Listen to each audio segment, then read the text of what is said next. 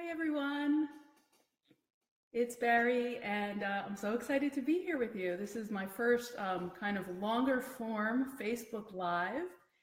And if you're here with me, it'd be great to know. So you could give me a like or even a heart or even a comment um, as we go through and as you join.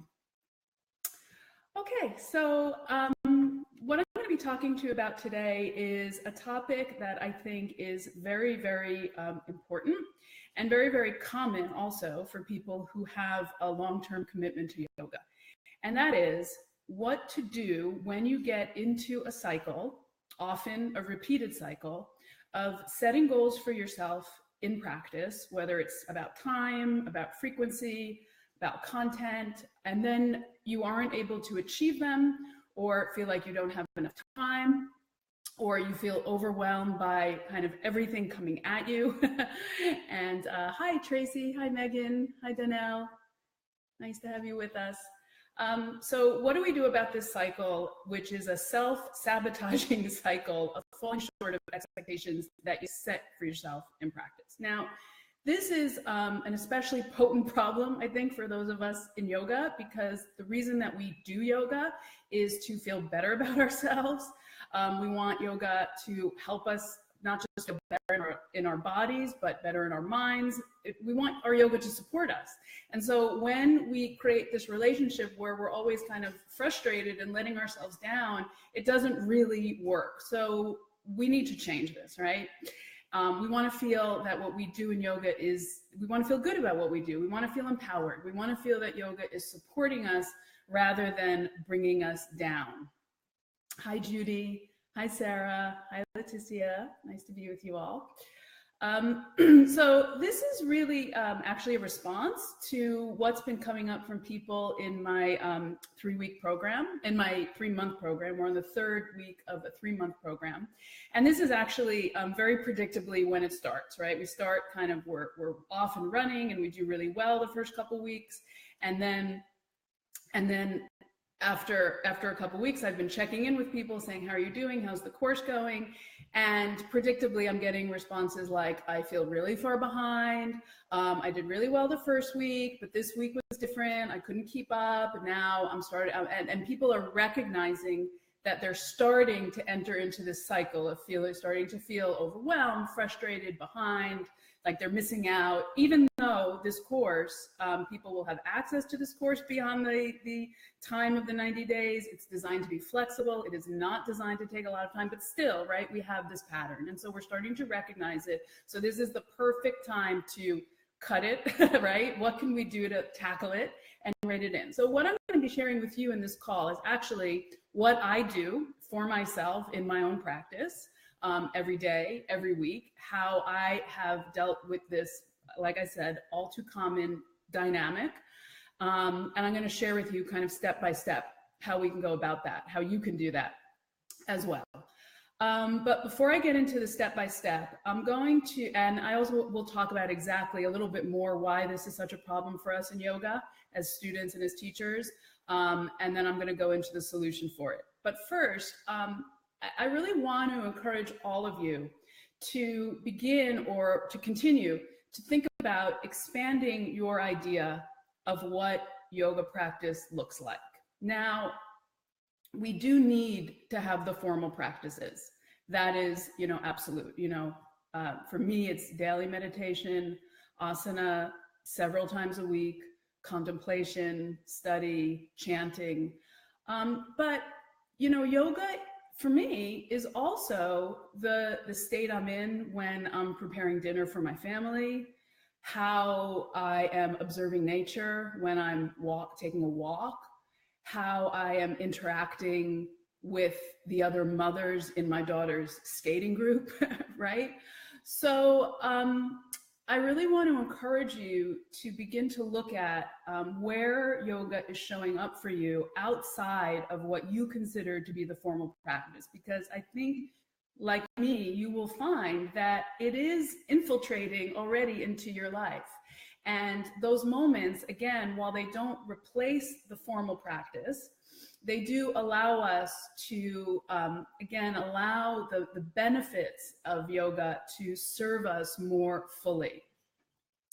Now, you know, in the program that I'm leading now, we started by looking at kind of our yoga story. And for many of us, we find that there was a time where we were able to really go deep into yoga and spend an intensive time practicing and studying. For some of us, that's teacher training.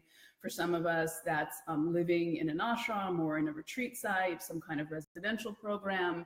You know, it can take different forms, but there's often a time where we're part of a really lively community and we're able to go deep. And at those times, in those periods, it's kind of like yoga, our life is all about yoga. And of course, that changes, right?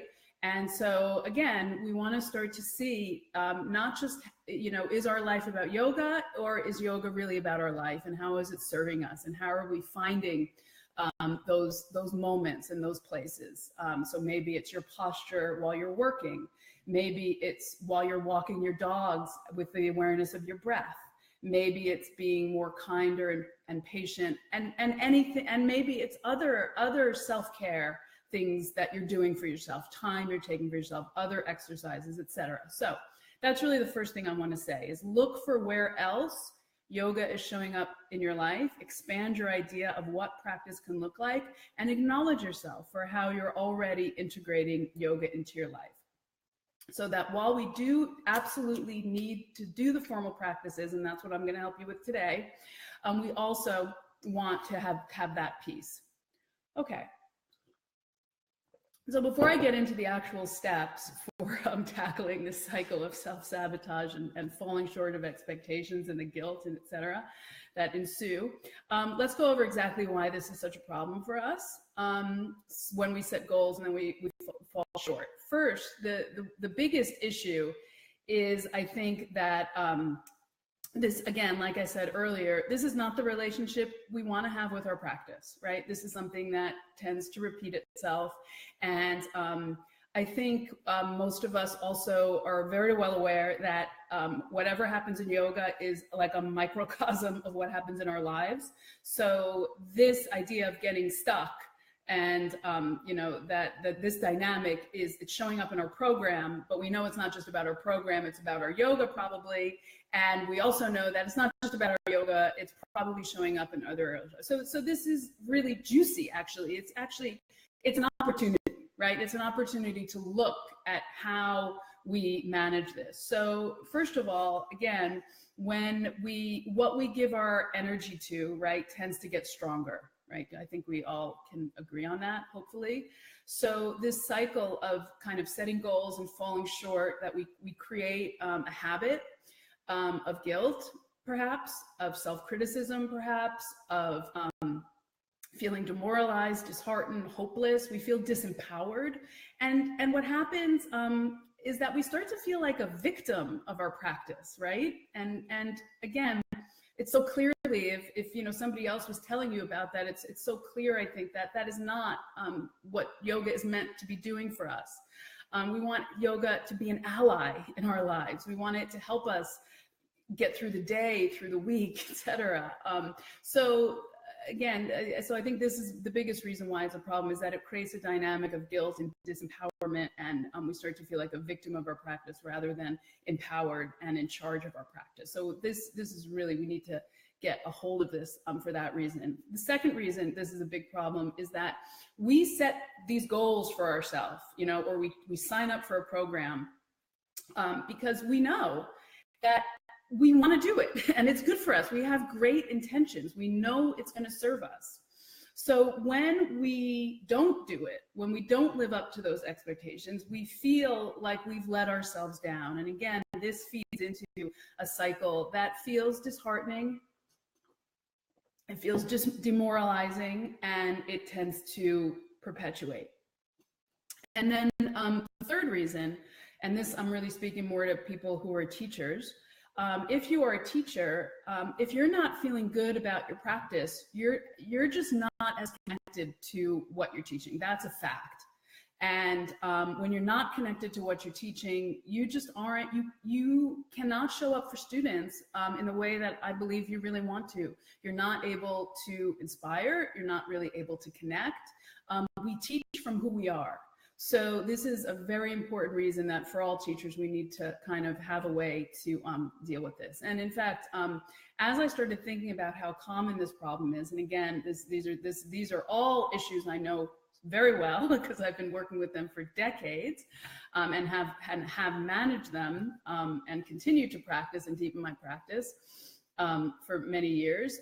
Next month, I'm going to offer an online workshop that's called Making Peace with Your Practice, where I'll be offering all these different tools, much more in depth, of really how to create the shift and the structure needed for freedom and ease, enthusiasm, and empowerment in personal practice. So I'm gonna get into that next month.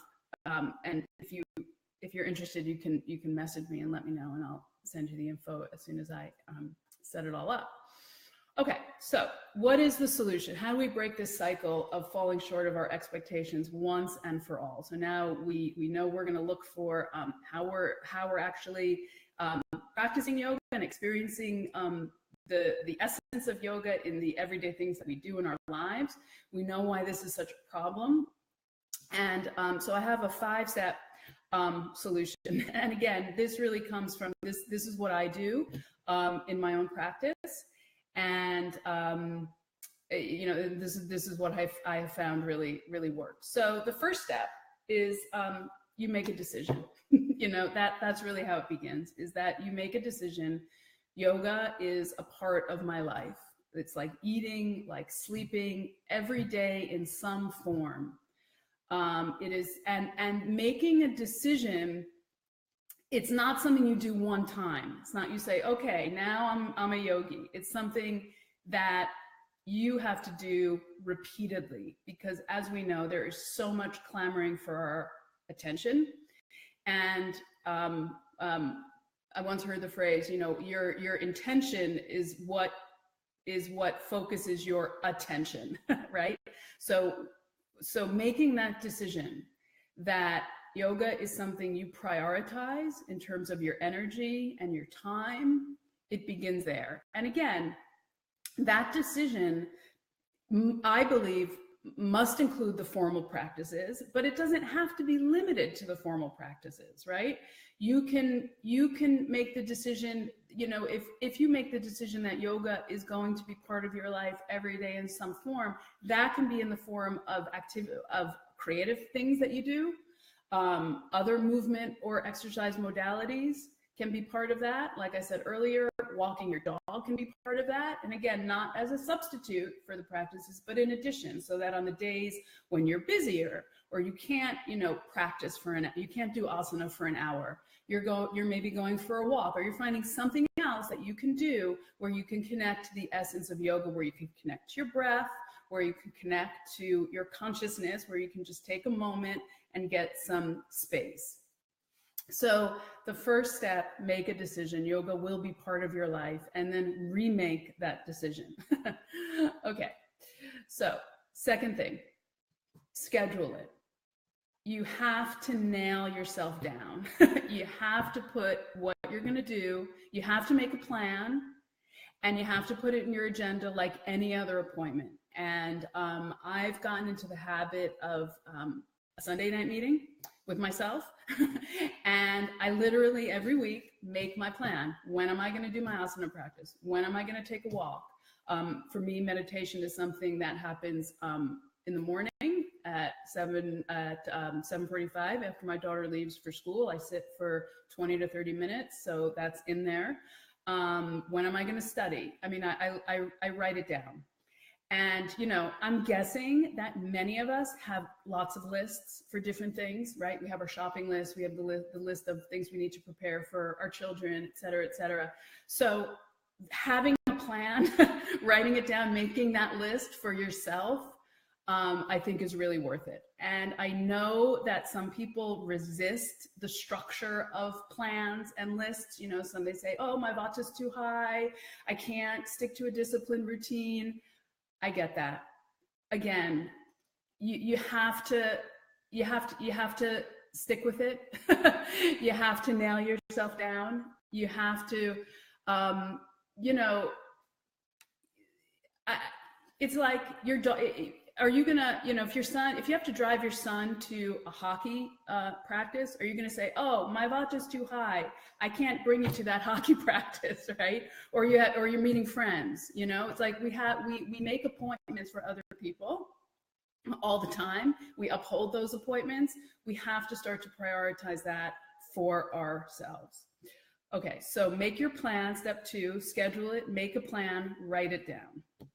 Number 3, make sure your plan is utterly doable. Okay, so here's another really important thing: be realistic.